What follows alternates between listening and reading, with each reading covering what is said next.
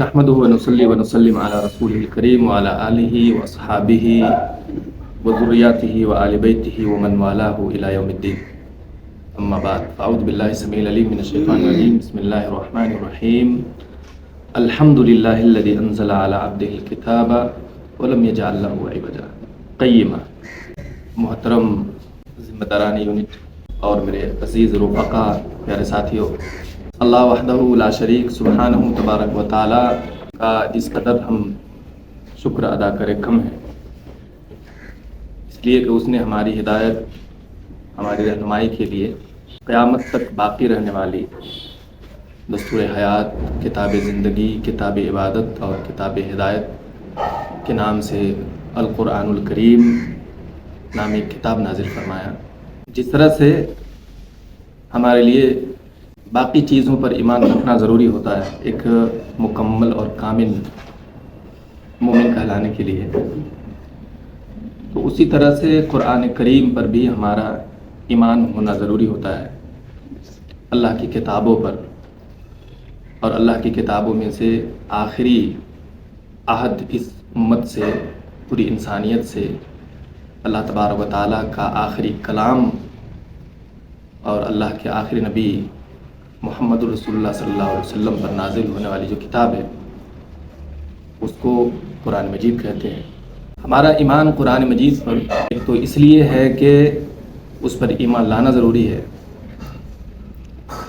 دوسری یہ ہے کہ یہ کتاب پوری شدت کے ساتھ اور پوری طاقت کے ساتھ، پورے چیلنج کے ساتھ اس کا دعویٰ کرتی ہے کہ اس کتاب میں کسی بھی طرح کا ڈسٹورشن، تبدیلی، ڈیلیشن، اومیشن یا انٹرپولیشن نامی کسی بھی حرکت کو جگہ نہیں مل سکی.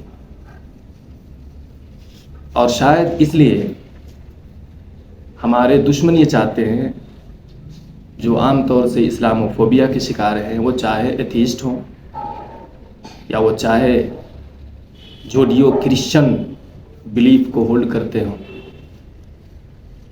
یا ان کے علاوہ جو نن مسلم حضرات ہیں، تو بنیادی اعتبار سے وہ کوشش اس بات کر رہے ہیں کہ ہم کسی نہ کسی طرح سے ان کی انتہائی پرائمری فاؤنڈیشن کو ہلا دیں. قرآن مجید میں کوئی نہ کوئی خامی اور کوئی نہ کوئی شارٹ کمنگ یا کوئی نہ کوئی مسٹیک ہم نکال کر سامنے رکھ دیں لوگوں کے سامنے، تاکہ ہمارا جو کور بلیف کی جو فاؤنڈیشن ہے نا، جو کتابیں لائی، اس سے ہمارا اعتماد اڑ جائے. جس روز ہمارا اس کتاب سے اعتماد اڑ جائے گا تو اس روز ہمارا آرٹیکلس آف بلیف، جو ایمان کے ارکان ہیں، وہ بھی ہم سے جاتے رہیں گے، اور اسلام بھی ہم سے جاتا رہے گا. ہماری اخلاقیات اور ویلیوز، مورالٹیز بھی جاتے رہیں گے، اور پھر ہمارا ڈیلی ٹرانزیکشن اور ہمارے جو معاملات ہیں وہ سب ختم ہو جائیں گے.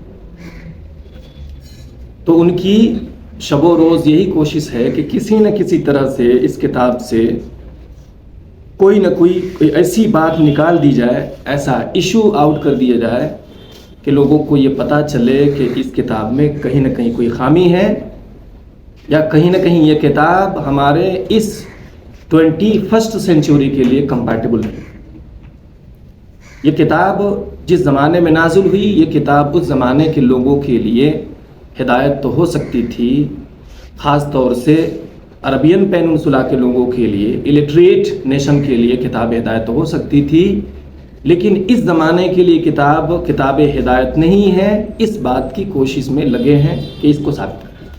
تو اس لیے اس کتاب کا مطالعہ کرنا، اگر واقعی ہمارے اندر حمیت اور غیرت زندہ ہے کہ ہم بہت ہی باغیرت قوم سے تعلق رکھتے ہیں، تو جس طرح سے ہم اپنے ماں باپ کے خلاف اٹھائے جانے والے پروپیگنڈے، مسکنسیپشن اور الیگیشن کا ڈیفنس کرتے ہیں، ان کو کاؤنٹر نریٹ کرتے ہیں، ان کا جواب دیتے ہیں، تو اسی طرح سے اگر ہمیں اللہ کی کتاب سے محبت ہے، ہم اس کو پڑھتے ہیں، ہم اس کو اپنی عبادت کا حصہ سمجھتے ہیں، تو بہت ہی باغیرت قوم کا بیٹا ہونے کے ناطے اس کتاب کا مطالعہ کرنا اور لوگوں کا مسکنسیپشنز اور ان کے آپ کو ایلیگیشن جو اس کتاب کے خلاف اٹھائے جا رہے ہیں اس کا جواب دینا بھی ضروری ہوتا ہے۔ یہ وہ بنیادی محرک ہے، یہ وہ بنیادی موٹیو ہے جس کے لیے میں آپ کے سامنے اس کتاب کے تعلق سے چند باتیں گزارش کرنے کے لیے بیٹھا ہوں، اور میں امید کر سکتا ہوں کہ جو بھی میری بات سن رہے ہیں وہ بھی اس کتاب کو بہت ہی باغور پڑھے، چونکہ یہ کتاب ہمیں صرف بلائنڈ فیتھ کی دعوت نہیں دیتی، آنکھ بند کیا اور اس کتاب کے اوپر ایمان لے کے آئے۔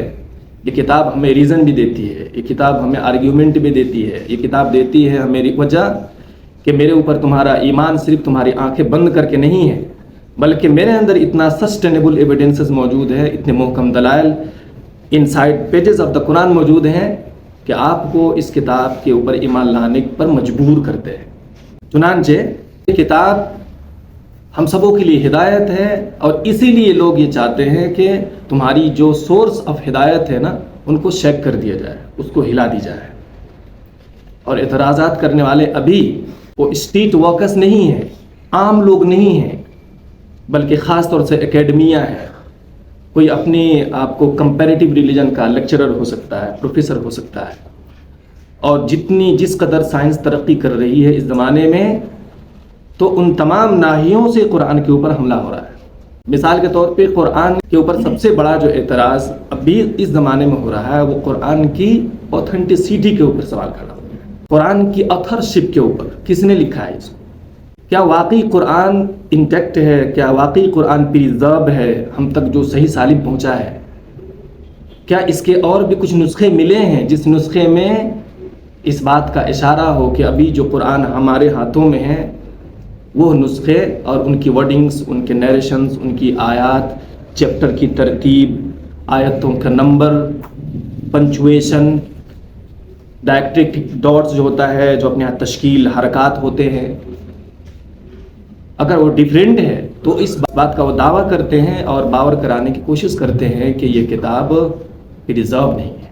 وہ اس لیے وہ نہیں کھوج رہے ہیں کہ وہ کتاب ہدایت سمجھ کر کے اور قرآن کی خدمت کریں کہ آپ کو journal of American orientalist society مستقل ایک جرنل نکالتی ہے، ایک میگزین نکالتی ہے جس میں اسلام کی شریعت کے جو مصادر ہیں، جو ہمارے فنڈامنٹل سورسز آف لا ہیں، لیجسلیشن کے سورس ہیں، ان کے اوپر وہ انڈائریکٹ اٹیک کرنا چاہتے ہیں کہ اس لا میں اور اس سورس میں، لا کی بات تو بہت دور کی بات ہے، خود اس ٹیکسٹ میں کمی ہے، اس میں کہیں بعض آیتوں کو ڈیلیٹ کر دیا، بعض حدیثوں کو ڈیلیٹ کر دیا، تو بعض نیریشن کو ڈیلیٹ کر دیا، تو کہیں چیپٹر کی ترتیب میں ادھر ادھر ہے، کہیں کسی نے آپ کو فٹ نوٹ چڑھایا ہے، بعض قرآن کی حاشیے کے پیچھے فٹ نوٹ نہیں ہے۔ وہ اس بات کی کوشش میں لگے ہوئے ہیں کہ کسی نہ کسی طرح سے ایک بلیور کا بلیف جو ہے نا ہلا دی جائے۔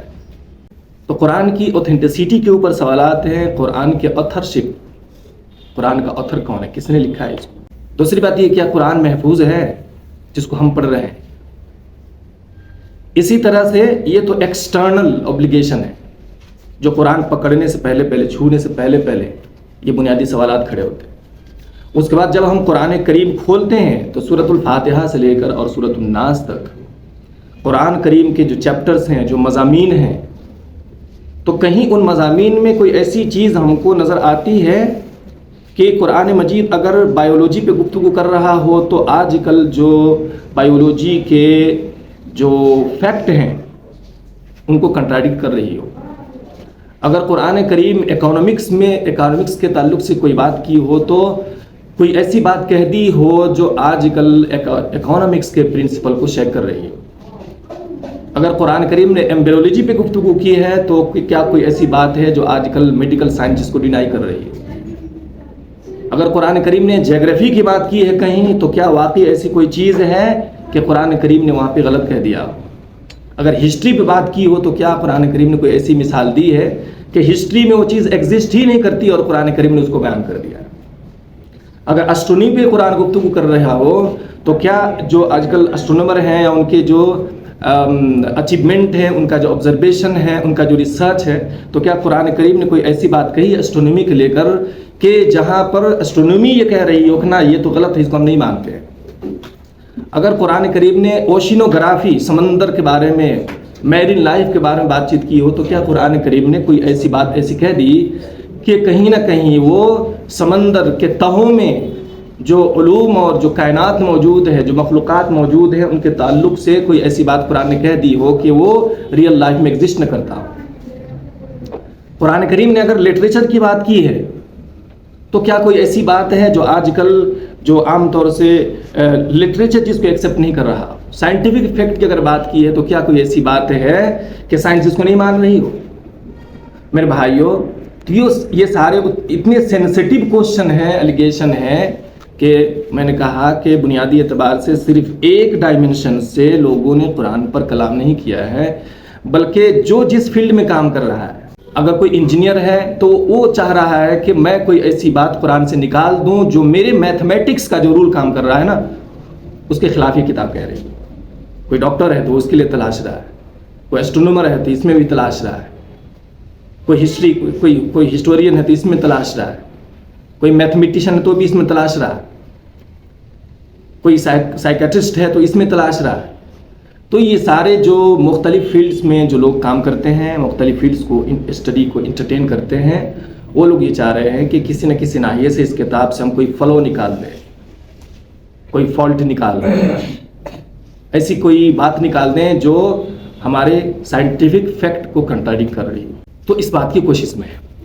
اسی طرح سے جو مختلف تحریکیں کام کر رہی ہیں، ان تحریکوں میں سے ابھی آج کے زمانے میں جو جینڈر کی بات کی جا رہی ہے، جینڈر ایکویلٹی کی بات ہو رہی ہے، تو لوگ چاہتے ہیں کہ قرآن کریم کے اوپر ہم اس ناحیے سے بھی اٹیک کریں کہ کہیں کہ قرآن کریم تو صرف مردوں کو مخاطب کرتا ہے، قرآن کریم میں صرف مردوں کی رعایت کی گئی ہے، قرآن کریم میں جو خطاب کرنے کا جو انداز، جو اسٹائل اڈاپٹ کیا ہے قرآن کریم نے لوگوں سے بات کرنے کا، وہ تو پورا میسکولین جینڈر کے اوپر بحث کر رہا ہے، عورتوں کا تو اس میں چرچا نہیں۔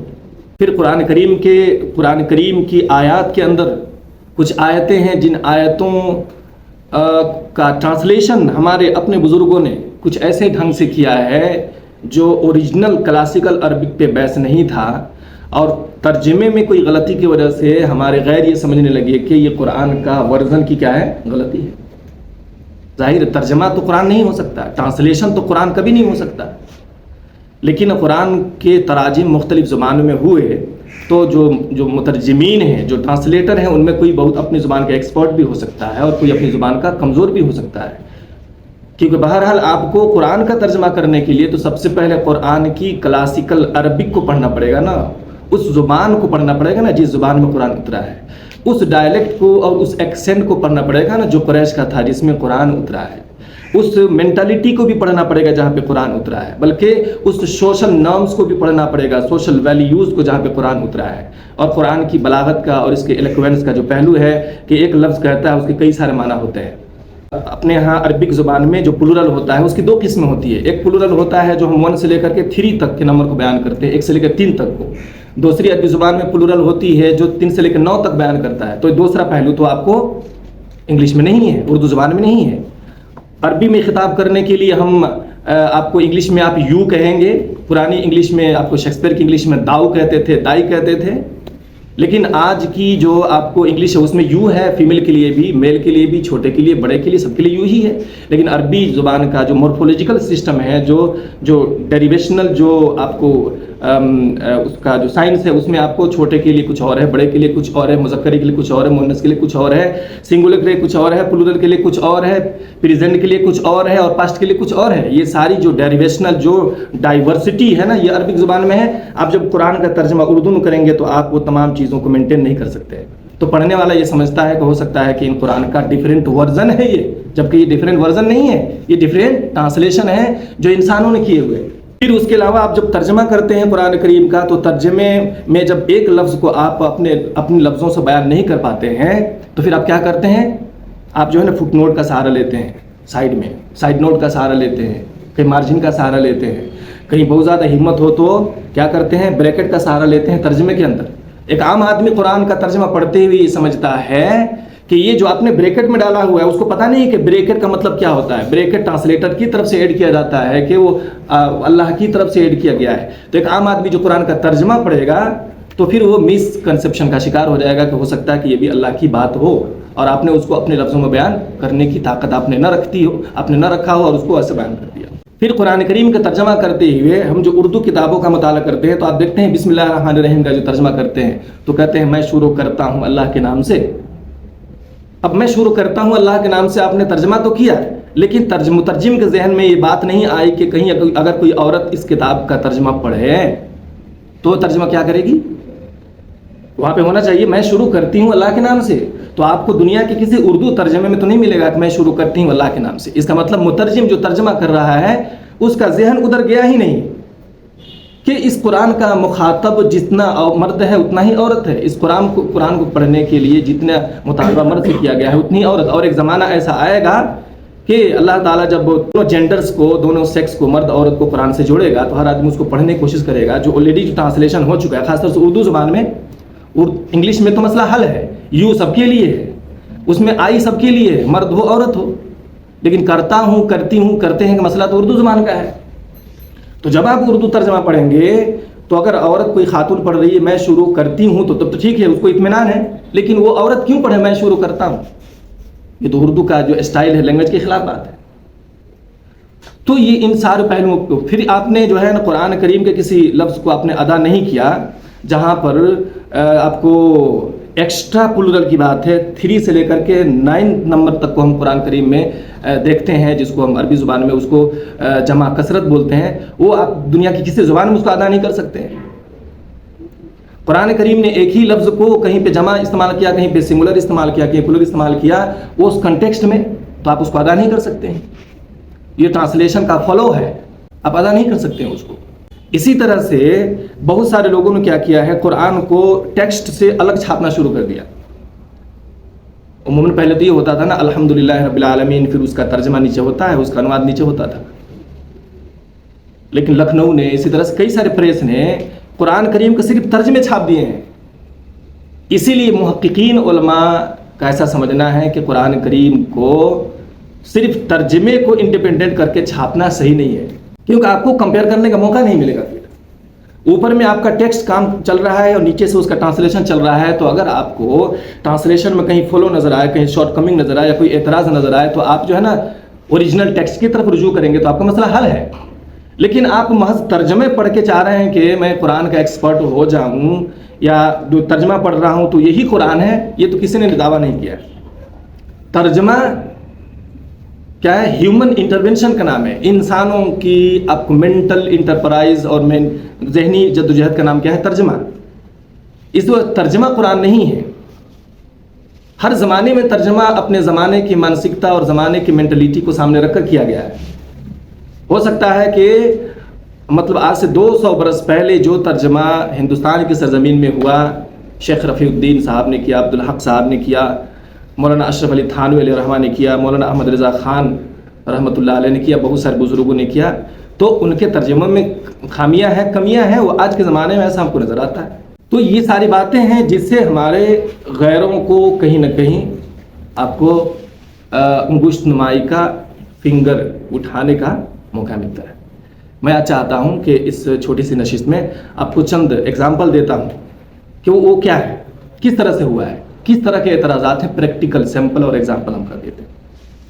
آپ سب کو پتا ہے قرآن کریم آپ کو لگ بھگ اگر ہم اے ڈی میں بات کریں, کرسچن ایرا میں بات کریں تو 20 سال میں قرآن اترا ہے, اور ہجری میں بات کریں تو 22.5 سال کی مدت ہے جس میں قرآن اترا ہے. انتہائی کمال کی بات یہ ہے کہ پیارے نبی علیہ الصلوۃ والسلام آپ سب کو پتا ہے کہ اچھا لکھنا نہیں جانتے تھے. میں آپ کیا یہاں پہ ایک کنسیپشن ہے, میں اس کو چاہ رہا ہوں کہ اس کو ایڈریس کر دوں. اپنے سماج معاشرے میں ایک بہت بات یہ ہے کہ پیارے نبی علیہ الصلوۃ والسلام لکھنا پڑھنا نہیں جانتے تھے. یہ بات اپنی جگہ صحیح ہے, لیکن اتنی صحیح نہیں ہے جتنا کہ یہ بات کی حقیقت ہے. آپ صلی اللہ علیہ وسلم لکھنا جانتے تھے اتنا نہیں جتنا کہ ایک آدمی کو چاہیے. اچھا لکھنا نہیں جانتے تھے. جیسے میں کہوں کہ مجھ کو میری تحریر اچھی نہیں بنتی ہے, میں اچھا نہیں لکھتا ہوں, اس کا مطلب میں لکھتا ہوں لیکن اچھا نہیں لکھتا ہوں. دلیل یہ ہے کہ صلح حدیبیہ میں جہاں پر صلح لکھی جا رہی تھی وہاں پر آپ کو پتہ ہے بسم اللہ لکھنے کے اوپر لوگوں کو اعتراض ہو گیا، محمد الرسول اللہ لکھنے کے اوپر اعتراض ہو گیا. تو وہاں پر صحابہ کرام کو اعتراض ہو گیا کہ ہم آپ کا نام نہیں مٹا سکتے، یہاں پر یہ جو ٹریٹی پیپر بن رہا ہے، یہ اگریمنٹ بن رہا ہے، ہم اس کو نہیں مٹا سکتے، آپ تو اللہ کے رسول ہیں، ہم کیوں مٹائیں گے؟ ہمارا ایمان اللہ کے نام پر، اس کے صفات کے اوپر، ہم بسم اللہ الرحمن الرحیم کیوں مٹائیں گے، الرحمن الرحیم کیوں مٹائیں گے؟ تو پیارے نبی علیہ الصلوۃ والسلام کو یہ بات پسند نہیں آئی، حضرت علی بھی مٹانے کو تیار نہیں ہے. تو راوی حدیث یہ کہہ رہے ہیں کہ آپ علیہ الصلوۃ والسلام نے اس لفظ کو مٹایا اور پھر فرمایا کہ فَكَانَ لَا يُحْسِنُ الْكِتَابَ. پیارے نبی علیہ الصلوۃ والسلام اچھا نہیں لکھتے تھے. اب اچھا نہیں لکھتے تھے مطلب کیا ہے؟ لکھنا جانتے تھے لیکن اچھا نہیں لکھتے تھے. خیر، تو پیارے نبی علیہ الصلوۃ والسلام اس قدر لکھے پڑھے نہیں تھے جتنا کہ قرآن لکھنے کے لیے کسی کو ضروری ہو سکتا ہے. اصل میں بات یہاں پر یہ ہے، امی قوم میں بنائے گئے، امی نبی بنائے گئے تاکہ لوگوں کا شک شبہ ختم ہو جائے کہ اس نے قرآن اپنے سے لکھ لیا. تو 22.5 سال کی مدت میں قرآن نازل ہوا اور پیارے نبی علیہ الصلوۃ والسلام قرآن کو خود یاد کرتے، قرآن کریم کا ہر رمضان میں مذاکرہ کرتے. جس رمضان کے بعد ربیع الاول میں ان کا انتقال ہوا تو اس رمضان المبارک میں حضرت جبریل کے ساتھ ڈبل 2 مرتبہ قرآن کریم کا کیا مذاکرہ کیا، ان کو سنا اور سنایا. ایک آدمی جو واقعی صحیح سے پڑھا لکھا نہیں ہو، اور آپ کو پتہ ہے کہ قرآن کریم کی جو صورت ہے، ایسا نہیں ہے کہ سورہ بقرہ مکمل کہیں نازل ہو گئی ہو، سورہ آل عمران کہیں مکمل نازل ہو گئی ہو، سورہ العصر کہیں مکمل نازل ہو گئی ہو، فلاں سورہ. بہت کم صورتیں ایسی مکی صورتیں، چھوٹی چھوٹی صورتیں جو آپ کو قرآن کے اینڈ میں نظر آتی ہیں، جو عام طور سے ایمانیات کو ڈسکس کرتی ہیں، آرٹیکل آف بلیف پہ جو فوکس کرتی ہیں، وہ چھوٹی چھوٹی صورتیں ہیں جو مکمل نازل ہوئی ہیں. باقی جو بڑی بڑی صورتیں ہیں جس میں آپ کو انٹرنیشنل لا بیان کیا گیا ہے، جس میں سول لا بیان کیا ہے، جس میں میجر کیپٹل پنشمنٹ بیان کیا گیا ہے، جس میں حدود و قصاص بیان کیا گیا ہے، جس میں اکانومکس کے کچھ اصول بیان کیے گئے ہیں، ہے نا. اسی طرح سے جس میں آپ کو جوڈیو کرسچن جو بلیف ہے، یہودی اور عیسائیوں کے بلیف ہے، انبیاء کا ذکر ہے، تو یہ بریک ڈاؤن میں یہ پیس میل میں نازل ہوا ہے، ٹکڑے ٹکڑے میں کہیں. ایسا بھی ہوا ہے کہ ایک لفظ بھی قرآن میں اترا ہے، ایک ہی لفظ ایک مرتبہ اترا ہے. تو ایک آدمی جس کے اوپر غار حرا میں قرآن کا نزول شروع ہوا 22 سال پہلے، اس آدمی سے آپ کہتے ہیں کہ آپ جو ہے نا اس آیت سے پڑھیے، اس سورہ سے پڑھیے، تو آدمی صحیح ترتیب سے پڑھ رہا ہے، یہ یہاں پر ہے، یہ یہاں پر ہے. مثال کے طور پہ یہ ہے کہ آج کے زمانے میں کوئی نابینا شخص قرآن یاد کرتا ہے تو جب تک بتانے والا نہ بتائے کہ فلاں آیت کے بعد ہے، فلاں سورہ کے بعد تم کو یاد کرنا ہے، تو اس کو کیسے پتہ چلے گا؟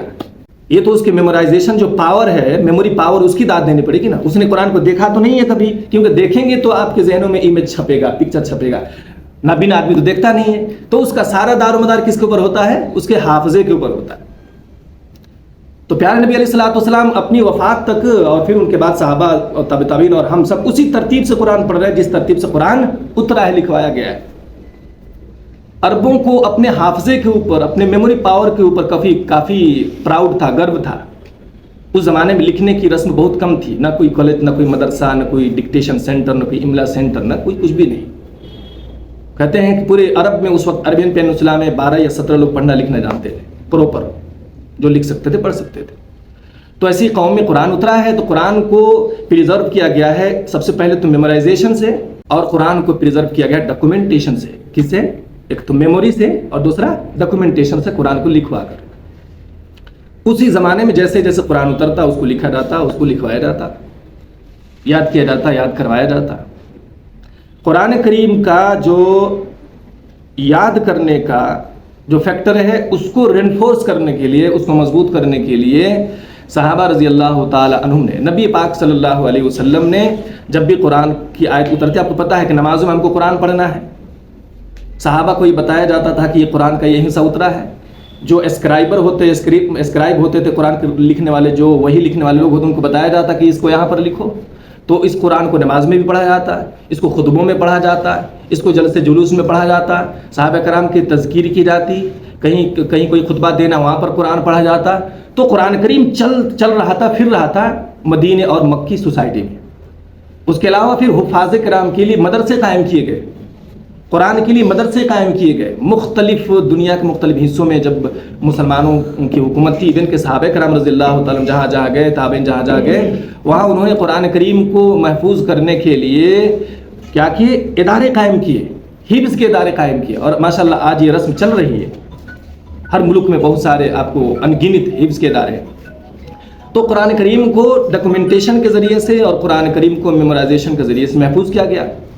قرآن کریم آپ کو پتہ ہے پرچمنٹ کے اوپر, مختلف ٹکڑوں کے اوپر, اونٹ کے ہڈیوں کے اوپر, کھجور کے چھلکوں کے اوپر, پتوں کے اوپر اور مختلف جگہوں پہ لکھا ہوتا تھا.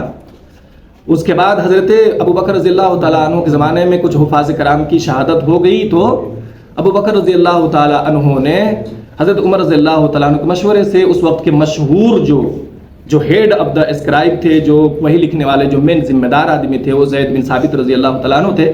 وہ غزوہ بدر میں انہوں نے لکھنا پڑھنا سیکھا تھا. جب غزوہ بدر میں یہ بات رکھی گئی کہ آپ لوگوں کو اس شرط کے اوپر آزاد کیا جائے گا جب ہمارے بچوں کو لکھنا پڑھنا سکھائیں گے, تو وہی طالب علم ہے زید بن ثابت رضی اللہ تعالیٰ عنہ, ان کو ہیڈ بنایا گیا.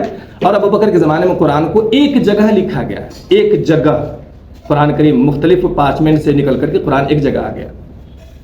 اس کے بعد عثمان غنی کے زمانے میں قرآن کریم کو پھر کوڈیفائی کرنے کی ضرورت پڑی, کیونکہ قرآن کریم میں 7 مختلف ڈائلیکٹ وغیرہ کو انکلوڈ کیا گیا تھا. کیونکہ عربی زبان جس طرح سے ہمارے اردو کی کئی ڈائلیکٹ ہے, انگلش کی ڈائلیکٹ ہے, آپ کو ہندی کے مختلف ڈائلیکٹ ہے, نیپالی ہم آپ کو مدھیست بولتے ہیں کچھ اور محسوس ہوتا ہے, پہاڑ کے لوگ کچھ اور بولتے ہیں, اس کو ڈائلیکٹ بولتے ہیں, ڈفرینس ایکسینٹ.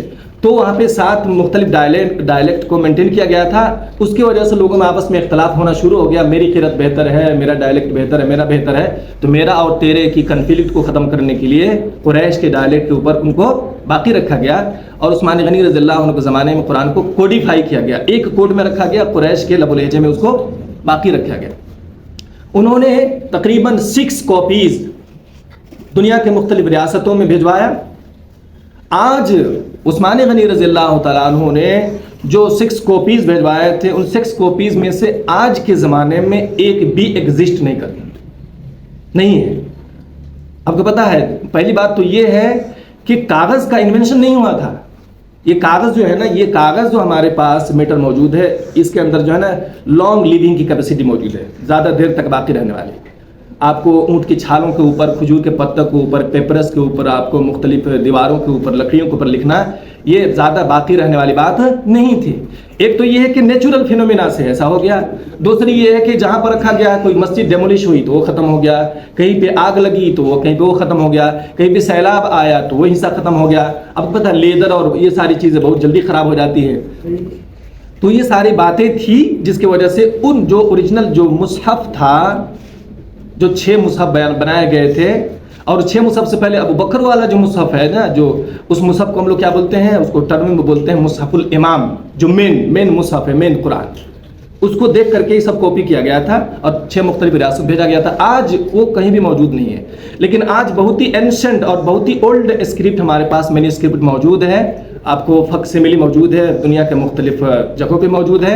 اور اتفاق سے یہ ہے کہ مسلمانوں کے ہاتھ میں بہت کم ہے.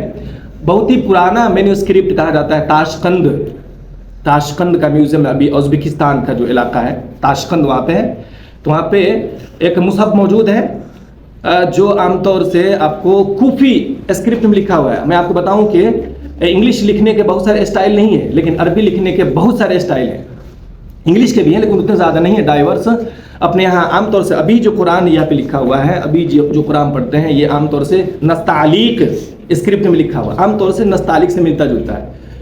اس سے پہلے عثمان غنی رضی اللہ تعالیٰ عنہ کے زمانے میں جو قرآن لکھا گیا اور صحابہ کے پاس جو قرآن تھا, وہ عام طور سے حجازی اسکرپٹ میں اور مائل اسکرپٹ میں, بالکل مائل جو آپ کو ورڈ میں یوز کرتے ہیں, آئیڈینٹیکل یا کچھ لکھا رہتا ہے, اٹالکس جو لکھا رہتا ہے اسے مائل کر کے لکھنے کا انداز تھا ان کا. تو حجازی اور مائل اسکرپٹ میں لکھا جاتا تھا.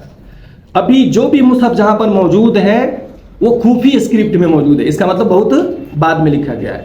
کوفی اسکرپٹ جو ہے نا انٹروڈیوس کیا ہے ولید بن عبد الملک, جو آپ کو پتہ ہے بہت مشہور, آپ کو آرکیٹیکچر کے بڑے ماہر تھے, بڑے شوقین تھے. جس طرح سے مغل امپائر میں شاہجہاں تھا اسی طرح سے وہ تھے. تو انہوں نے اس کو کوفی اسکرپٹ کو ڈیولپ کیا. اور کوفی اسکرپٹ میں جو ہے نا ابھی عام طور سے جتنے مصاحف بنے اسکرپٹ آپ کو ملیں گے, تاشقند میں ملیں گے, آپ کو قاہرہ میوزیم میں ملیں گے, اس طرح سے آپ کو کولمبیا یونیورسٹی لائبریری میں آپ کو ملیں گے, اس طرح سے آئرلینڈ میں آپ کو ملے گا, اسی طرح سے ٹاپ کاپی جو میوزیم ہے ترکی کا. تو یہ 4-5-6 جگہوں کے اوپر کچھ مینواسکرپٹ موجود ہیں قرآن مجید کے, جن کے جو لکھنے کا جو انداز ہے اسکرپٹ وہ تقریباً کوفی ہے. لیکن کمال کی بات یہ ہے کہ جتنے اسکرپٹ ملے ہیں ان میں سے لکھنے میں یعنی ورڈنگ میں, ترتیب میں, لیٹر میں کوئی بھی اختلاف نہیں. کسی طرح کا کوئی اختلاف نہیں ہے، لیکن وہ عثمان غنی رضی اللہ عنہ کے زمانے کے لکھے ہوئے نہیں ہیں، بہت بعد کے لکھے ہوئے ہیں۔ اور جاننے کا اس کا دو طریقہ ہے، آپ کیسے پتہ کریں کہ یہ کب کا لکھا ہوا ہے؟ ایک تو آپ کو پتا ہے، آپ کو ریڈیو کاربن ڈیٹ کا آج کل سسٹم چل گیا ہے، آپ چیک کریں کون تحریر کب کی لکھی ہوئی ہے۔ دوسری بات یہ ہے کہ عثمان غنی رضی اللہ عنہ کے زمانے میں جو قرآن لکھا گیا تھا، اس میں آپ کو پتا ہے ڈائریکٹریکل جو ڈاٹ ہوتا ہے نا، جیسے کوما، پنچویشن، تو، جی، مہا، اسی طرح سے زبر، زیر، پیش، نقطہ، پیش، ضمہ، تشدید، یہ سب نہیں ہوتا تھا۔ یہ تو ابو الاسود لولو نے ایجاد کیا بہت بعد میں۔ اسی طرح سے آپ کو پھر رسم الخط لکھنے کا انداز کچھ اور تھا، آج عربی لکھنے کا انداز کچھ اور ہے۔ تو یہ ساری بات بتاتی ہیں کہ یہ بہت بعد کی چیزیں ہیں۔ البتہ قرآن محفوظ ہے، کیوں؟ اس وجہ سے کہ دنیا کے کسی حصے سے کسی بھی حافظ قرآن کو، کسی بھی آدمی کو اٹھا لو اور یہ کہو کہ اب تم قرآن کریم کا چیپٹر نمبر 9 پڑھو، چیپٹر نمبر 12 پڑھو، یا سورہ فاتحہ پڑھو، سورہ ناس پڑھو، تو وہی پڑھے گا۔ آپ سورہ کا نام نہیں بھی لیں گے تو قرآن کریم کی آیت کا حوالہ دیں گے تو دنیا کا ہر حافظ قرآن اور دنیا کا ہر شخص جو مسلمان ہے، جو قرآن پہ یقین رکھتا ہے، وہ قرآن کریم کو اسی ترتیب سے پڑھے گا۔ تو میرے بھائی، اس لحاظ سے قرآن کریم کیا ہے؟ موجود ہے، ہو بہو وہ موجود ہے۔ تو یہ میں نے آپ کو آپ کے سامنے گفتگو رکھی ایکسٹرنل پوائنٹ آف ویو سے، قرآن کریم موجود ویسے ہو بہو موجود ہے کہ نہیں۔ لوگ کوشش کر رہے ہیں، اورینٹلسٹ کوشش کر رہے ہیں کہ ہم کوئی ایسا نسخہ فائنڈ آؤٹ کر لیں جو اس قرآن سے ٹکرائے، لیکن آپ یاد رکھیے وہ اس میں ہمیشہ ناکام رہیں گے، اور ناکام ہوئے ہیں، اب تک ملا نہیں ہے۔ یونیورسٹی آف میونتک جو آپ کو جرمن کی یونیورسٹی ہے، اس نے 50 سال ریسرچ کیا قرآن کریم کے مختلف کمپلیٹ اور انکمپلیٹ مینوسکرپٹ کو فائنڈ آؤٹ کرنے کے لیے، تو 42,000 کمپلیٹ اور انکمپلیٹ نسخے ان کو ملے، 42,000 کے آس پاس، 42,000۔ اور لاسٹ میں انہوں نے جرنل میں جو اپنا رپورٹ شائع کیا، کہا کہ اس میں کوئی بھی ڈیفرنٹ نہیں ہے، الحمدللہ اس میں کوئی بات نہیں تھی۔ 42,000 نسخوں کی گواہی ہے کہ ہم آپس میں ملے جلے ہیں، اس میں کوئی دقت نہیں ہے، کوئی شارٹ کمی نہیں ہے۔ البتہ بعض نسخوں کے اگل بغل میں حاشیہ لگائے گئے، فٹ نوٹ، جیسے میں قرآن کا مطالعہ کروں تو میں اپنے لیے کوئی فٹ نوٹ چڑھا لوں، لیکن انسائڈ دا ٹیکسٹ کوئی کمی نہیں تھی۔ لیکن بدقسمتی یہ ہوئی کہ سیکنڈ ورلڈ وار میں آپ کو پتا ہے کہ ان کا جرمن کا اپنا کنفلکٹ ہوا ورلڈ وار میں، اور پھر وہ پورا سارا سرمایہ، سارے ہیریٹیج ختم ہو گئی، تو بہت بڑا لاس ہوا امت مسلمہ کے لیے بھی اور ان بیچاروں کے لیے، جرمن گورنمنٹ کے لیے بھی۔ تو اس طرح سے قرآن ہم تک جو پہنچا ہے، اس قرآن میں کسی بھی طرح کا آپ کو ڈسٹورشن، الٹریشن نہیں ہے۔ یہ قرآن کی پریزرویشن کے اوپر میں نے ایکسٹرنل پوائنٹ آف ویو سے آپ کو بتایا کہ قرآن اس طرح سے ہم تک پہنچا ہے۔ دوسری، قرآن کے اندر اب قرآن کی آیتوں پر جب ان کو پتہ چلا کہ قرآن تبدیل نہیں ہو سکتا، اس کی کوئی آیت کی ڈیلیشن اور ایڈیشن نہیں ہو سکتی، تو پھر اب قرآن کریم کی میننگ کے اوپر اور قرآن کریم کی آیتوں کے اوپر، قرآن کریم کے چیپٹر کے اوپر اور قرآن کریم کے مضامین کے اوپر لوگوں نے کیا کیا؟ اعتراض کرنا شروع کیا۔ سب سے پہلا اعتراض کیا، بہت سارے اعتراضات ہیں، 100 سے زیادہ بڑے بڑے مسکنسیپشن ایلیگیشن ہیں، میں آپ کو 3-4 صرف سامنے رکھتا ہوں تاکہ آپ کو پتہ چلے۔ ان کا یہ کہنا ہے کہ جب قرآن کریم نازل ہو رہا ہے تب عورتوں کا بھی جہاد میں جانا تھا، عورت بھی مسلمان ہوتی تھی، عورت بھی قربانی دیتی تھی، عورت بھی نماز پڑھتی تھی، عورت بھی اللہ کے رسول صلی اللہ علیہ وسلم سے محبت کرتی تھی، سب کچھ کرتی تھی۔ لیکن قرآن کریم میں عام طور سے یہ میسکولین جینڈر کیوں یوز کیا جاتا ہے؟ پورے قرآن میں کہیں آپ نے نہیں پڑھا یا ایھا الذین آمنا، یا ایھا الذین آمنو، اے وہ لوگوں جو ایمان لے کے آئے ہو، یعنی اس ترجمے کو کھولے تو کہیں گے اے وہ مردوں جو ایمان لے کے آئے ہو، کیونکہ آمنو جو ہے نا میسکولین جینڈر کا ورڈنگ ہے، عورتوں کے لیے آمنا ہوگا، اس صیغہ استعمال نہیں ہوا، وہ اسٹائل استعمال نہیں ہوا۔ تو ان کا یہ اعتراض ہے کہ اصل میں قرآن کریم گویا کہ کہتے ہیں کہ متاثر ہے، عربوں کے کلچر کی وجہ سے قرآن متاثر ہے، اور عورتوں کے رائٹس کو اور عورتوں کی مینٹلٹی کو اور عورت اور فیمنزم کو قرآن نے انکلوڈ نہیں کیا ہے۔ یہ ان کا اعتراض ہے۔ اس کا جواب یہ ہے کہ دیکھیے، سب سے پہلے کسی بھی کتاب کو پڑھنے کے لیے آپ کو اس کتاب کی لینگویج کو ماسٹر کرنا پڑے گا، اس کی لینگویج کو سمجھنا پڑے گا۔ آپ قرآن کریم کی عربی جانے بھی نہیں اور قرآن کریم کی عربی کے اوپر اعتراض کرتی ہو تو حماقت ہے۔ میں نیپالی نہ جانوں، سنسکرت نہ جانوں اور خود اس زبان کے اوپر اٹیک کروں تو یہ تو میری حماقت ہے۔ زبان کے اوپر، کسی بھی زبان کے اوپر آپ کو اعتراض کرنے کے لیے صدیوں میں بنائے گئے ضابطے اور قاعدے اور محاورے اور پرووربس اور ان کا ٹینس کا استعمال اور ناؤن کا استعمال اور ایڈجیکٹو کا استعمال، یا آپ کو اسپیچ کا، آپ کو پارٹس آف اسپیچ کا استعمال جو ہے اس کو چیلنج کرنے کے لیے آپ کو ان سے بڑا بننا پڑے گا، چیلنج کرنے کے لیے، آسان سی بات نہیں۔ تو قرآن کریم کا قاعدہ اور ضابطہ یہ ہے کہ اگر کسی محفل میں عورتیں بیٹھی ہو، اعلیٰ سبیل المثال، مثال کے طور پہ خواتین ہی خاتون بیٹھی ہو، اور اس میں کوئی ایک بھی مرد بیٹھا ہو، تو جب عرب کوئی خطیب اور کوئی عربین آدمی، کوئی عرب کوئی اگر ان سے کوئی ایڈریس کرے گا تو کبھی بھی وہ مؤنث کا، فیمینن جینڈر کا صیغہ استعمال نہیں کرے گا۔ کیوں؟ ایک اس مرد کی وجہ سے۔ کیونکہ عربوں میں جب مرد کا صیغہ استعمال کیا جاتا تھا میسکولین، تو اس میں عورتیں انکلوڈ ہوتی تھی، لیکن صرف عورتوں کا کریں گے تو مرد انکلوڈ نہیں ہوتا تھا۔ یہ بنیادی بات تھی جس وجہ سے ہوتا تھا۔ اگر کہیں پہ عورت ہے تو وہاں پر آپ کو فیمینن جینڈر استعمال کیا جائے گا، لیکن اگر اس عورتوں کی محفل میں اگر ایک شخص بھی مرد بیٹھا ہو تو وہاں پہ میسکولین جینڈر استعمال کیا جائے گا، جس میں انکلوڈ ہوں گے میل بھی اور فیمیل بھی۔ یہ بنیادی بات ہے جس کی وجہ سے ام سلمہ رضی اللہ تعالیٰ عنہ کا آپ نے نام سنا ہے، انہوں نے اس طرح کی ایک شکایت کر اللہ کے نبی سے، یا رسول اللہ، ہم بھی آپ کے ساتھ جہاد کرتے ہیں، آپ کے ساتھ قربانیاں دیتے ہیں، آپ سے محبت کرتے ہیں، نمازوں کا اہتمام کرتے ہیں، لیکن ہمارا چرچا قرآن میں تو نہیں ہے۔ پیارے نبی علیہ الصلوۃ والسلام نے خاموشی اختیار کی، اللہ پاک نے قرآن کریم کی مختلف جگہوں پہ مختلف آیات نازل کی، کئی ساری جگہوں پہ آیت نازل کی، اور فرمایا کہ فاستجاب لهم ربهم انی لا اضیع عمل عامل منکم من ذکر او انثی، تیرے رب نے ان کی دعائیں سن لی اور یہ کہا کہ تم میں سے جو بھی مرد ہو یا عورت، اس کو کھول دیا، مرد ہو یا عورت، اگر وہ نیک کام کرے، انہوں نے جہاد کی، ان قربانی کی، تو اس کا ان کے لیے اجر عظیم ہے۔ اللہ تعالیٰ نے یہ بات کھول دی۔ ظاہر میل اور فیمیل ایک نہیں ہے، یہ دو جینڈر ہیں، بایولوجیکلی یہاں پہ ڈیفرینٹ کرنا آپ کے لیے ضروری ہے، دو کو دو ماننا ہی پڑے گا۔ اسپریچولی دونوں ایک ہیں، قربانی کے کنٹیکسٹ میں، نماز پڑھنے کے لیے، جنت میں جانے کے لیے، فضیلتوں کے لیے سب ٹھیک ہے۔ جینڈر کی بحث کے اوپر ہم کسی کو ڈسکریمنیٹ نہیں کر سکتے، یہ بات اپنی جگہ مسلم ہے، لیکن بایولوجیکلی آپ کو ماننا ہی پڑے گا، سائیکولوجیکلی کہ دونوں دو ہیں۔ تو قرآن نے کہا کہ مرد ہو یا عورت، الگ الگ بیان کیا، آپ جو بھی کام کریں آپ کو اجر ملے گا جیسے مردوں کو ملتا ہے۔ فرمایا وَلَيْسَ الذَّكَرُ كَالْأُنثىٰ، ذکر مؤنث کی طرح سے نہیں ہے، مؤنث مذکر کی طرح سے نہیں ہے، میل فیمیل کی طرح سے نہیں ہے، فیمیل میل کی طرح سے نہیں ہے۔ یہ اللہ تعالیٰ نے بیان کی۔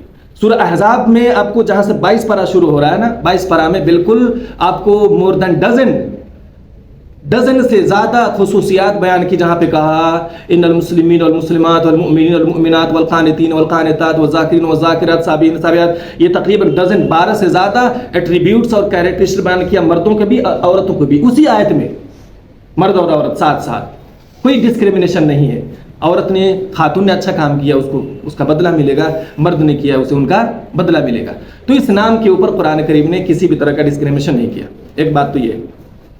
دوسری بات یہ ہے، قرآن کریم کے آیتوں پہ پھر دوسرا اعتراض ہوا کہ قرآن کریم میں تم مردوں کو 4 شادی کی اجازت دی گئی ہے، اور رسول اللہ صلی اللہ علیہ وسلم نے کتنے رکھی تھی اس وقت جب قرآن اتر رہا ہے؟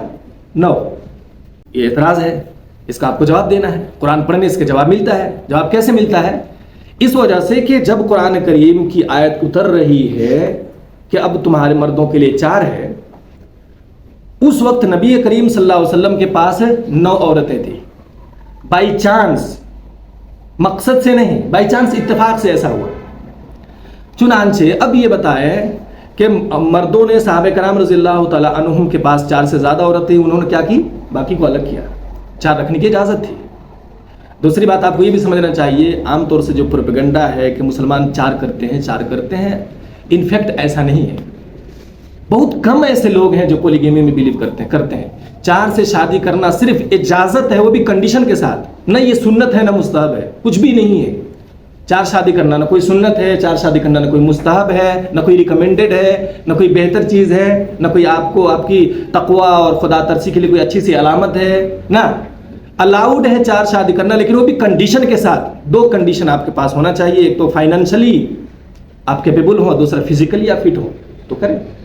تو صحابہ کرام رضی اللہ تعالیٰ عنہ کو 4 کی اجازت ملی، نبی کریم صلی اللہ علیہ وسلم کے پاس اس وقت 9 تھی، 9 کی اجازت نہیں ملی، ان کے پاس 9 تھی۔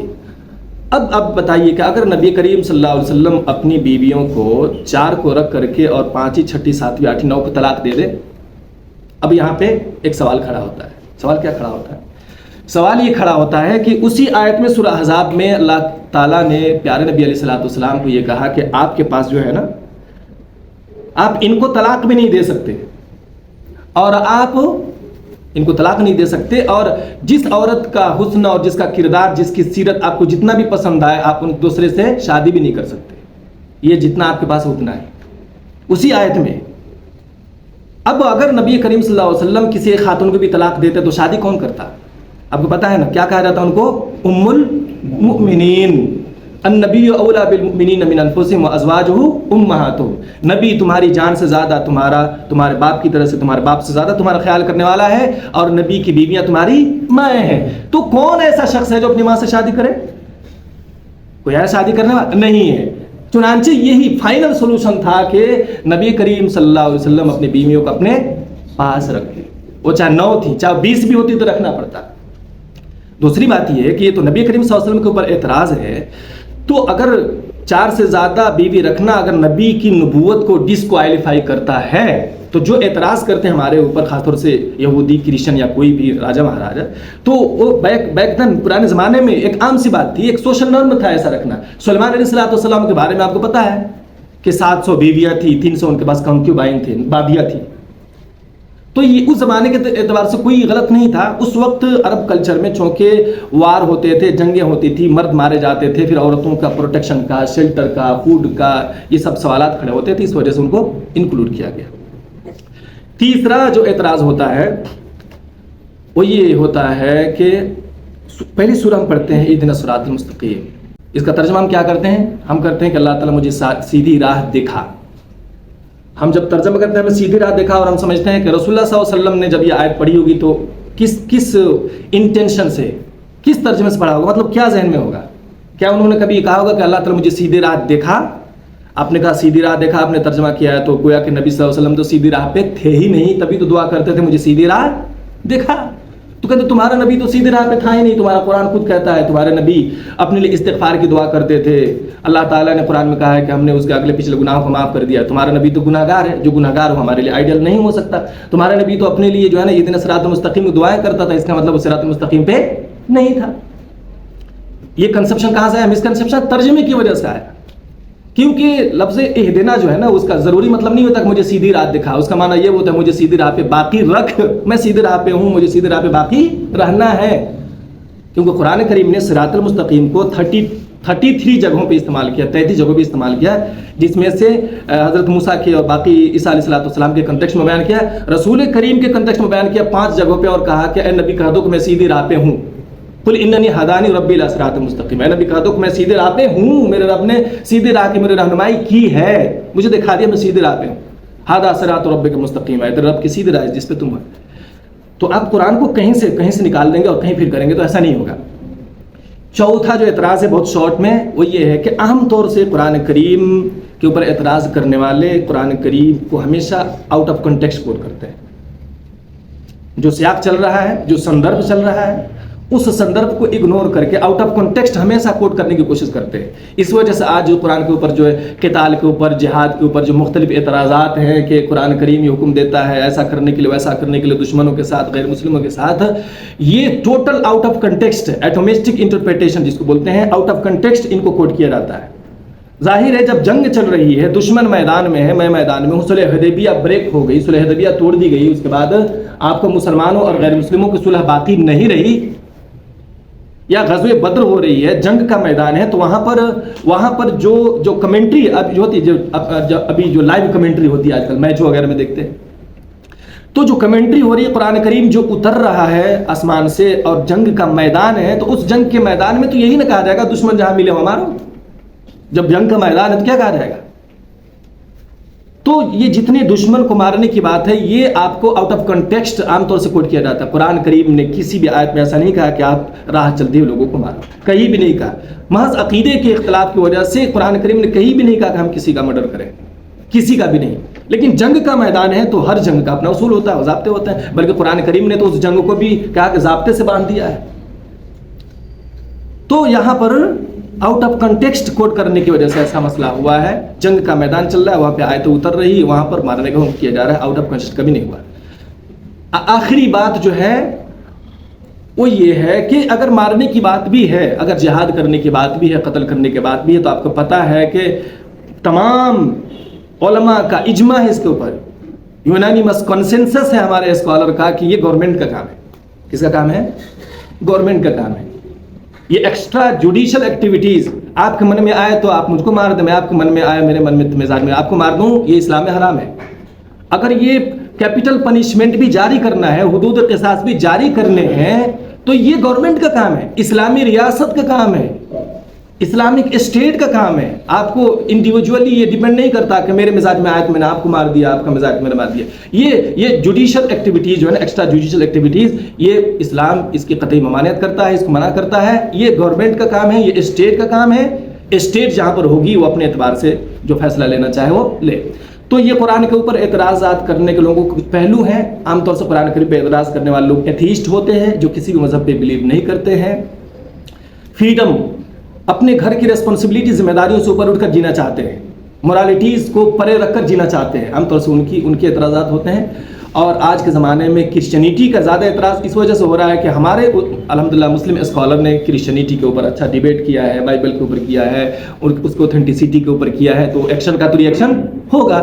تو جب کرسچینٹی اور جوڈیو کرسچن جب ہمارے اوپر اعتراضات کریں تو پھر ہم کو جواب دینے کے لیے خود انہی کی کتاب سے ان کو جواب دینا ہوتا ہے۔ ایک آخری اعتراضات، وقت کافی شارٹ ہے لیکن میں معذرت کے ساتھ ایک آخری بات جو کہی جاتی ہے کہ قرآن کریم جو ہے نا، یہ ٹوٹل 75% کاپی کیا گیا ہے پرانی کتابوں سے، جو کہ تم خود کہتے ہو کہ محمد پڑھے لکھے نہیں تھے، تو انہوں نے قرآن کریم کو کاپی کیا ہے باقی کتابوں سے۔ آپ نے پوچھا کب انہوں نے کاپی کر لیا؟ کیا وہ کبھی ایجپٹ میں رہے؟ کیا وہ کبھی ہندوستان میں رہے کہ وید کو انہوں نے کاپی کر لیا ہو؟ کیا کبھی ایجپٹ میں رہ کے تورات کو انہوں نے کر لیا ہو؟